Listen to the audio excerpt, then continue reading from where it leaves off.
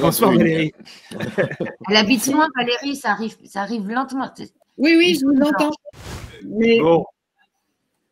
Parfait. Eh bien, écoute, Valérie, on va commencer à te présenter. Donc, Valérie, tu es dans le Calvados, la 5e circonscription du Calvados autour de Bayeux. Tu milites dans un certain nombre d'associations écologistes. Et ce qui est,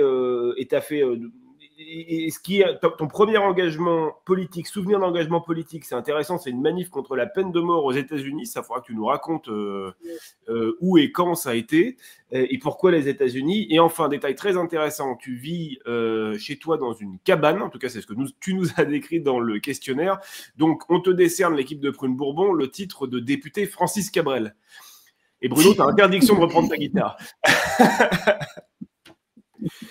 Non, alors, attends, Valérie, quand même, il faut que tu nous expliques cette histoire de manif contre la peine de mort aux États-Unis. C'était quand, c'était où et comment tu t'es retrouvé là-bas? C'était pas aux États-Unis, c'était à Paris. Hein. Ah bon? Oui, bah, c'était l'année. C'était au moment où Mouma Abou Jamal était condamné à mort et il y avait pas mal de mobilisation dans les années 90 pour militer contre la peine de mort partout dans le monde et en particulier pour militer contre ce qui se passait dans les couloirs de la mort au Texas. Ok. Ok. Eh ben, excuse-moi, j'avais compris que c'était j'avais pas compris que c'était contre la peine de mort aux États-Unis. Voilà. C'est un peu moins sexy, tu sais. Oui, d'un coup. Moi, je t'imagine à Houston, Texas, avec le truc comme ça, no death penalty, le truc avec des gros mecs autour de toi, avec des armes partout qui disaient don't move, may I help you, ou des trucs comme ça. Et ben finalement, non. Non, c'était dans un bus qui partait de la piscine de Caen pour aller à Paris. Et après, on a fait la petite tournée habituelle de la manif parisienne. Bah, écoute, c'est génial quand même. Bravo de l'avoir Mais bon, fait. c'était dans un contexte aussi où je faisais du bénévolat en tant qu'étudiante en prison. Puisque c'est ce qui m'a donné envie, moi, de travailler dans le social et d'être éducatrice spécialisée, parce que j'ai été très longtemps éducatrice spécialisée. Et j'ai fait d'abord du bénévolat en prison. C'est une anecdote un peu rigolote, c'est que quand j'avais une vingtaine d'années, j'ai fait du stop pour aller dans le sud de la France. Et j'ai rencontré, sur le retour, j'ai été prise en stop par une bonne sœur qui m'a parlé de plein de choses, qui était une petite dame très enthousiaste sur la vie, sur tout ce qu'elle faisait. Et elle me disait qu'elle était bénévole en prison. Et elle en a parlé avec tellement d'enthousiasme que ça m'a donné envie de me pencher là-dessus. Et elle me disait qu'il y avait une association qui s'appelait le Génépi, donc qui était vraiment une association d'étudiants qui complètement laïque évidemment et qui donnait des cours en prison. Alors moi j'y suis allée et j'ai fait partie de cette association.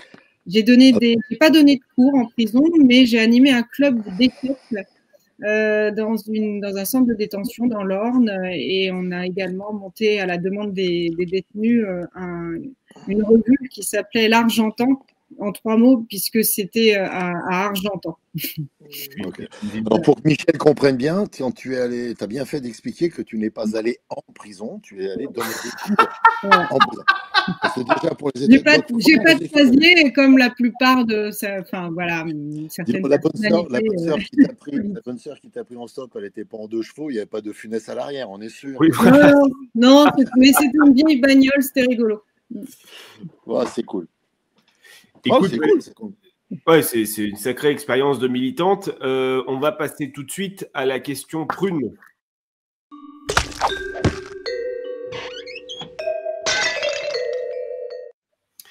Alors, je rappelle que je suis là, prune, avec 10% de Mirabelle. Oui, alors question prune avec 10% de Mirabelle pour ceux qui n'ont pas suivi, puisque Caroline préfère la Mirabelle à la prune.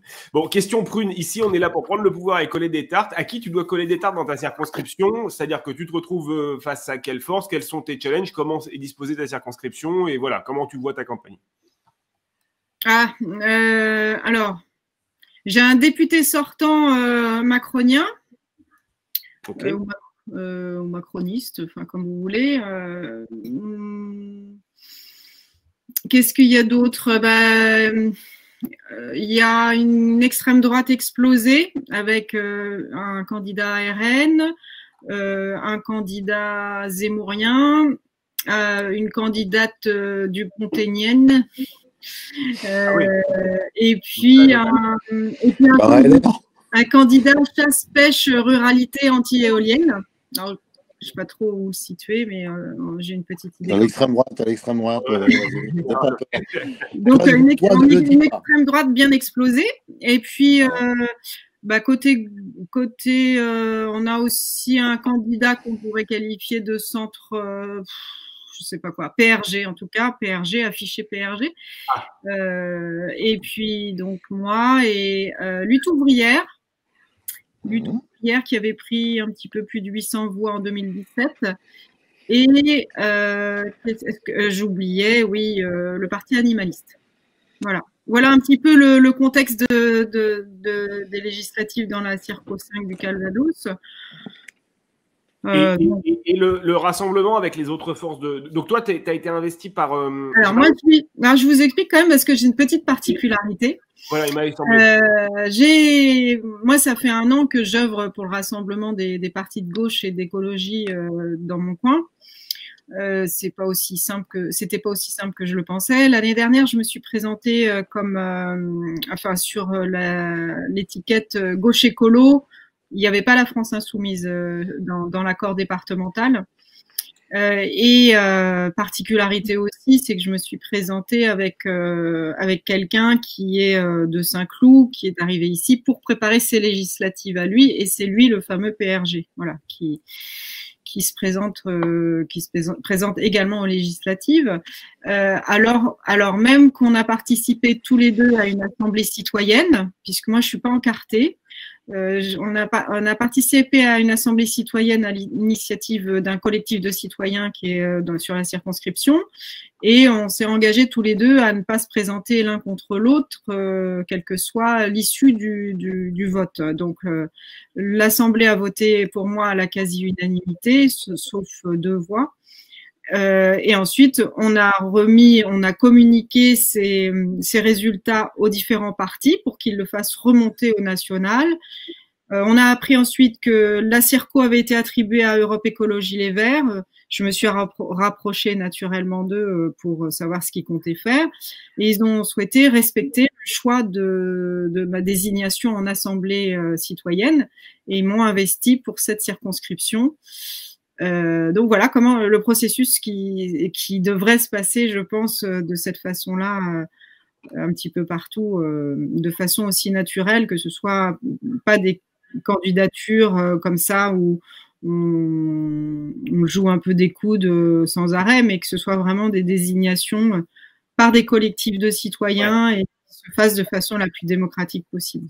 En tout cas, moi, c'est ce aussi ce à quoi j'aspire aussi pour la suite, si je suis élue, c'est qu'il y ait vraiment des assemblées de citoyens qui soient en relation avec l'Assemblée nationale, et qui soient vraiment en lien avec moi, pas à l'échelle de la circonscription, parce qu'elle est immense, ma circonscription, mais à l'échelle des cantons. Faire ça une assemblée par canton de la circonscription. Et l'alliance avec les militants de toutes les forces, donc l'année dernière, tu as dit que tu n'étais pas soutenu par la France Insoumise, là maintenant tu es soutenu par la France Insoumise, en plus de toutes les autres forces de gauche, malgré une petite dissidence PS dissident PRG, si je comprends bien. Le PRG, parce que le PS est avec moi. Le PS est définitivement avec toi, ok. Oui. Et ça va, ça se passe bien avec tous les militants, les actions se coordonnent bien, tout le monde est derrière? Oui. Alors, il y a énormément de militants citoyens et de militantes citoyennes qui sont derrière moi. Beaucoup de militants insoumis, quelques militants écolos. Mais je dirais quand même que le gros, ce sont des gens, des citoyens, hein, mais vraiment. J'ai quand même de l'aide d'Europe Écologie Les Verts, évidemment, qui m'apporte du soutien avec Aurélie qui est qui fait partie de l'équipe de campagne et qui apporte vraiment même une co-direction de campagne. Et ça, c'est extrêmement précieux parce qu'on n'était pas suffisamment organisé malgré la taille malgré une belle équipe de campagne, on n'avait pas du tout d'organisation. Et à un moment donné, c'est vrai que j'ai été un peu submergée. Enfin, puis c'est arrivé tellement vite. En fait, j'ai été pas mal submergée de sollicitations. Et il fallait absolument coordonner toutes les équipes, puisque la Circo est tellement grande qu'il faut avoir plein de petites équipes sur tout le territoire. Il faut qu'on maille le territoire, mais une fois que le territoire est maillé, si les gens communiquent pas entre eux, ça fonctionne pas non plus. Donc ça, c'est le travail que fait maintenant Aurélie, donc qui est de LV, qui est vraiment, vraiment super pour ce boulot-là. Génial. À propos de collectif militant, on a une question pour toi qui est la question Rousseau. On a un petit jingle. C'est quoi la loi que tu veux? Hein? C'est quoi? Alors pourquoi je parle de collectif militant en pensant à cette question? C'est qu'on a reçu dans les toutes premières émissions Sandrine Rousseau qui nous expliquait qu'elle voulait faire des votations citoyennes pour déterminer les lois qu'elle voudrait porter en premier à l'Assemblée nationale. Est-ce que toi, tu sais quelle loi, quelle mesure tu as envie de porter en premier à l'Assemblée nationale quand tu seras élu le 19 juin? Ah, Valérie a frisé. Ça, c'est le calva. Non, elle ne veut pas faire voter de loi, c'est tout. Oui, c'est pas faire remonter. Non, mais je sais pas, il y a eu un petit truc juste avant et j'ai absolument rien compris. C'était hyper haché, donc je sais pas si je vais avoir un problème de connexion. En fait, je te disais que Sandrine Rousseau, dans sa circonscription, va organiser des votations citoyennes pour déterminer quelle loi elle va porter en premier à l'Assemblée nationale. Est-ce que toi, tu as idée de la loi que tu as envie de porter à l'Assemblée nationale quand tu seras élu le 19 juin? Moi, j'ai vraiment, dans un premier temps, j'ai vraiment envie qu'on s'attaque à la problématique de l'inceste. En fait, c'est les enfants, la pédocriminalité, c'est un sujet qui m'intéresse particulièrement et c'est un sujet qui est totalement tabou. Ce qui est tabou, c'est pas de le faire, mais c'est d'en parler. Et je pense qu'il y a vraiment urgence à s'atteler à un grand plan de prévention de l'inceste et de la pédocriminalité. Donc, ça fera partie de mes priorités.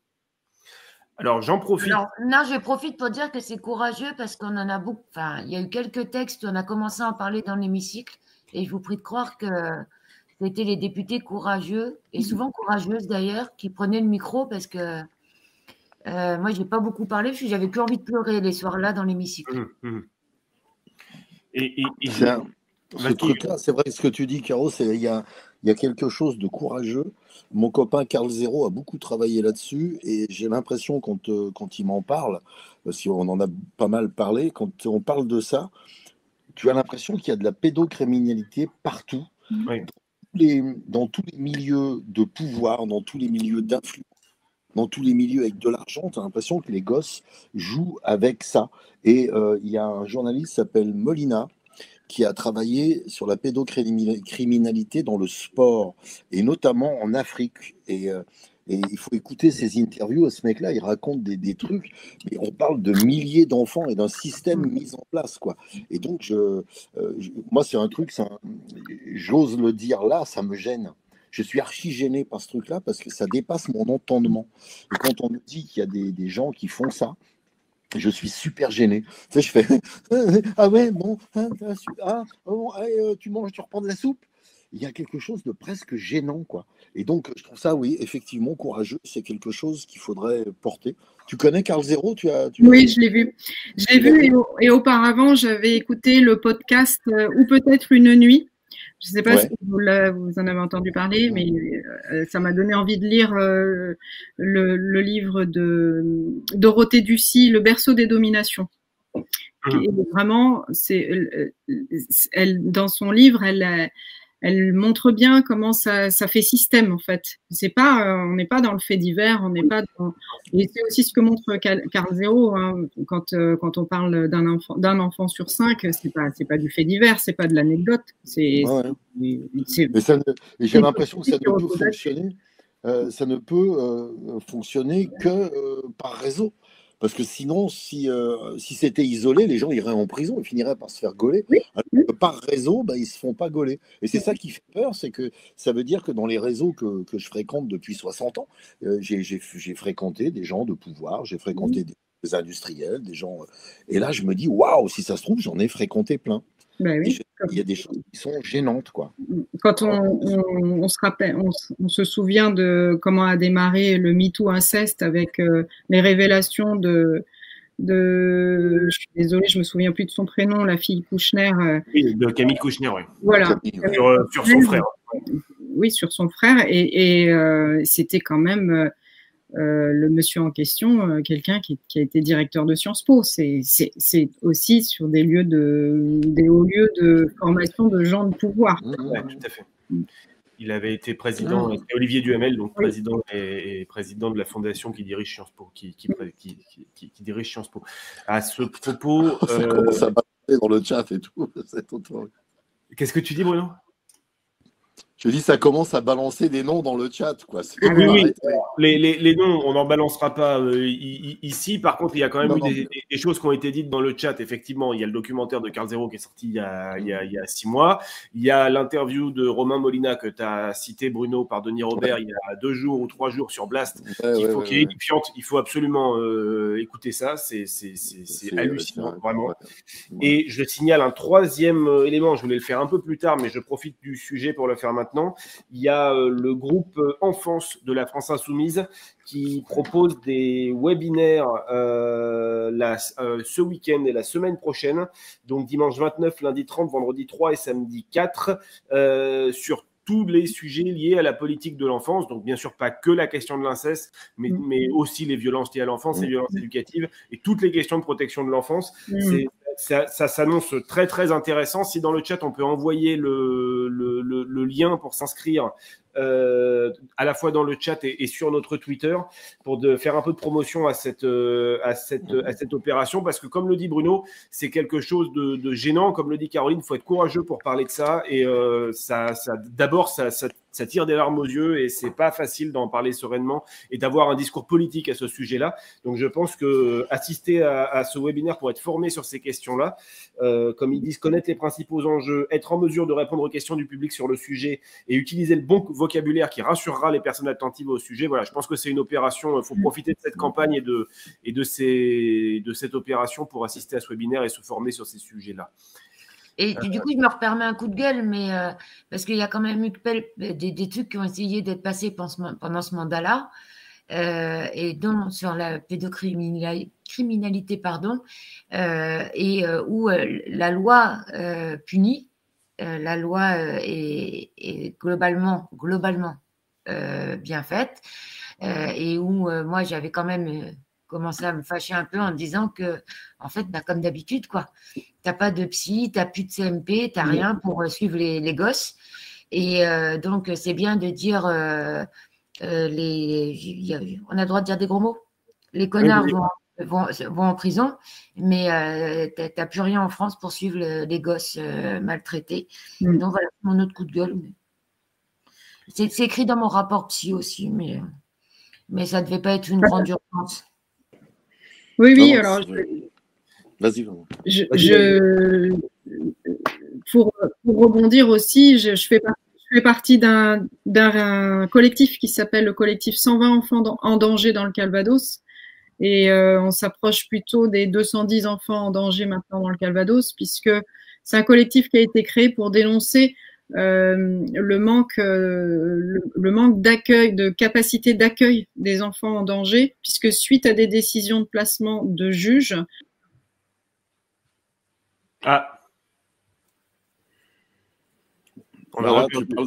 Tu parles de pédocriminalité, les trucs. Je veux pas dire, après ça fait complotiste, hein, mais comme par hasard. Je dirais comme par hasard, voilà. Puis je veux pas parler à la place de Valérie, quoi. Mais c'est vrai que du coup, les gamins sont placés, mais sont pas suivis. Il n'y a pas de et va t'en sortir comme ça. Et parfois, les familles d'accueil ne sont pas formées au traumatisme de l'enfant. Va grandir avec ça après. Eh ben, écoute, on a retrouvé un peu de connexion. Donc, tu étais avec nous mercredi soir, et puis on a eu un bug de connexion au moment de la question Bourbon. Alors, on va reprendre la question Bourbon, puis à ta technique ninja, qui était bien particulière et que j'avais envie de partager. On passe à la question Bourbon.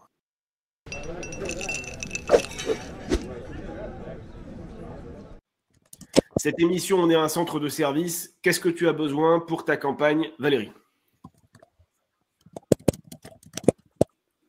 Ah, tu nous entends? Oui. Alors, de quoi as-tu besoin pour ta campagne? Est-ce que tu as besoin de community manager, de sous, de services de sécurité, de tout ce que tu veux? On peut, voilà, nous et ceux qui nous regardent, essayer de te rendre service. Oui, besoin de sous parce qu'on a dépensé beaucoup. On arrive presque à notre plafond de dépenses, 32 000 €. Donc, on a besoin de dons. Et notamment, on va essayer de faire une grosse stuff le 10 juin, le vendredi soir, avant le premier tour. On fera un point politique, un point organisation et après, enfin, tout ça en public. Et après, on voudrait faire venir un groupe. Alors, s'il y a des gens qui peuvent nous donner un peu de sous pour financer un groupe, parce qu'on va... On va pas venir on va pas faire travailler des gens pour rien. Donc voilà. À Vaudon pour une super fête à Creully dans le Calvados, dans la 5e circonscription, pour faire venir des musiciens, pour mettre un peu d'ambiance et emballer tout le monde pour le deuxième tour. Où est-ce qu'on peut t'adresser les dons, Valérie? Est-ce que tu as un groupe Action Populaire ou est-ce qu'il y a déjà un site sur lequel on peut t'aider? Alors, non, il faut contacter par le biais de l'adresse mail. Vous l'avez, mon adresse mail Voilà, oui, ouais. Voilà. Et on la partagera sur les réseaux sociaux. Donc, si vous désirez participer à la campagne de Valérie dans la 5e circonscription du Calvados, voilà, on va partager l'email auquel contacter l'équipe de campagne de Valérie pour faire des dons, et notamment parce qu'il y a un gros budget de campagne. On va expliquer pourquoi dans ta technique ninja.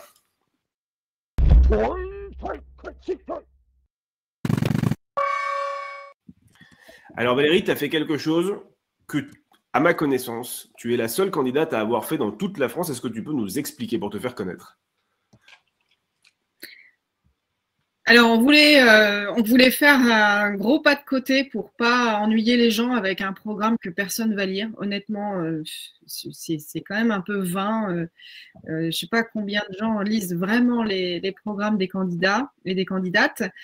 Et il se trouve que dans mon équipe de campagne, Philippe connaissait un dessinateur de bande dessinée. On avait réfléchi déjà sur le format bande dessinée.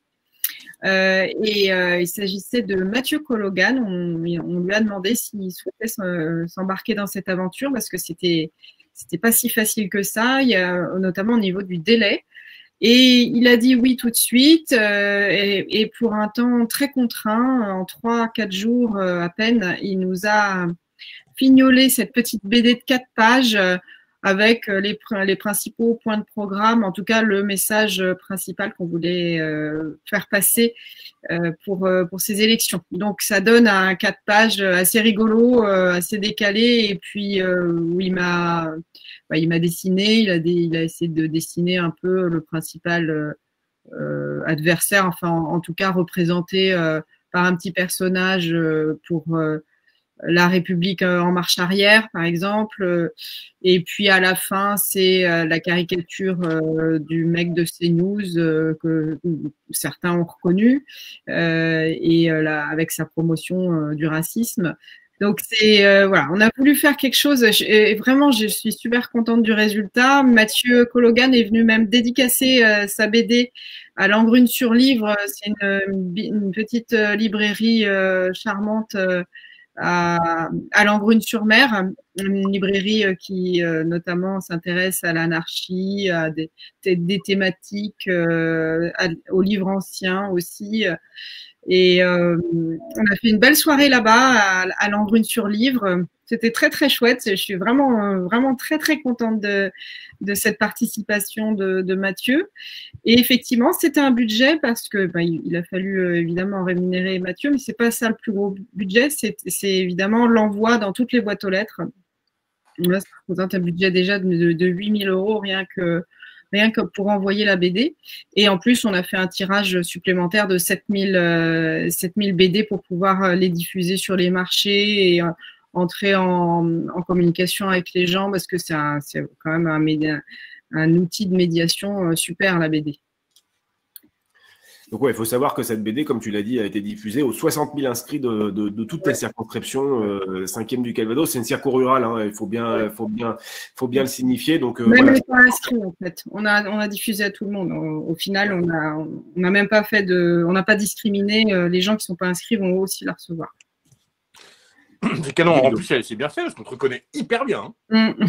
C'est vrai. C'est vraiment très, très bien fait. Alors, c'est pas la première fois que c'est fait. Ça avait déjà été fait par un candidat pour des municipales à Avignon qui s'appelle Castaner. En fait, il avait fait une bande dessinée où il représentait ses opposants, donc notamment sa principale opposante pour la mairie d'Avignon, qu'il avait représenté en guenon et en train de forniquer avec les différents commerçants, etc. Et Castaner avait diffusé ça à tous les habitants d'Avignon. Donc voilà, enfin là pour le coup, c'est nettement moins classe. Enfin, le point de comparaison, il est pas optimal quand même. Très mauvais goût. Il a été condamné, mais en fait en appel, il a réussi un peu à s'en sortir, etc. Ça a traîné pendant des années. Il n'a jamais vraiment payé son amende non plus d'ailleurs. Et surtout, il a détruit la carrière politique d'une femme face à lui par des procédés absolument abjects. Donc c'est pour ça que je voulais quand même vous le mentionner, c'est que voilà, quand nous on fait des BD, en fait c'est plutôt joli, c'est construit, c'est intelligent, et puis eux quand ils le font, c'est juste pour salir. Voilà. Exactement. En tout cas, merci beaucoup Valérie de t'être reconnectée et qu'on ait pu finir cette interview et que tu aies pu nous raconter notamment l'histoire derrière cette BD parce que c'est vraiment une super idée. C'est une super idée notamment en zone rurale. Voilà, on en parle souvent ici dans cette émission. Il faut trouver le moyen d'adresser un maximum de gens alors qu'il n'y a pas forcément de grandes villes et c'est pas forcément facile de faire du porte-à-porte et de faire des tractages dans des lieux où on peut toucher un maximum de gens. Il faut se déplacer dans un maximum de communes. Il faut toucher les gens individuellement avec leurs problématiques propres et il faut essayer de les surprendre. Et ça, on a trouvé, nous, que c'était tous dans l'équipe Prune Bourbon, que c'était vraiment une super bonne idée.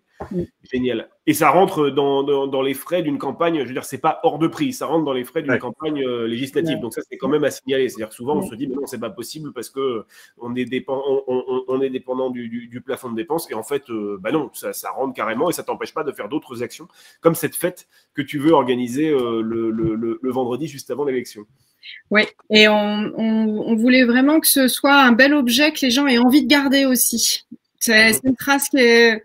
On ne sait jamais, et en tout cas, on en connaît qui vont la garder, notamment ceux et celles qui sont venus la faire dédicacer, mais pas que, à mon avis. Alors, il y aura aussi une distribution qui va être faite par des jeunes adultes qui vont les distribuer à l'entrée des lycées. Parce que voilà, c'est aussi pour donner le goût à la politique aux jeunes, le goût de la politique, pardon, aux jeunes. Et une petite BD comme ça peut susciter un intérêt déjà. Bien sûr. Génial. Et pourquoi pas des vocations, d'ailleurs, pour les prochaines élections. Donc bravo. Absolument. Bravo. Et merci à toi, Valérie. Merci à vous. À très vite et bon courage pour ta campagne. On enverra le lien pour la campagne de dons et financer ta super fête juste avant les élections. Ouais, c'est vraiment important cette fête parce que en fait, c'est aussi financer un groupe et se dire tiens, on va venir à cette fête-là, on va donner un peu de sous et on va participer et on va donner de notre temps aussi pour la dernière ligne droite après le premier tour. Voilà. Génial. Merci à toi. Merci à vous. Bonne campagne. Merci. Merci Valérie.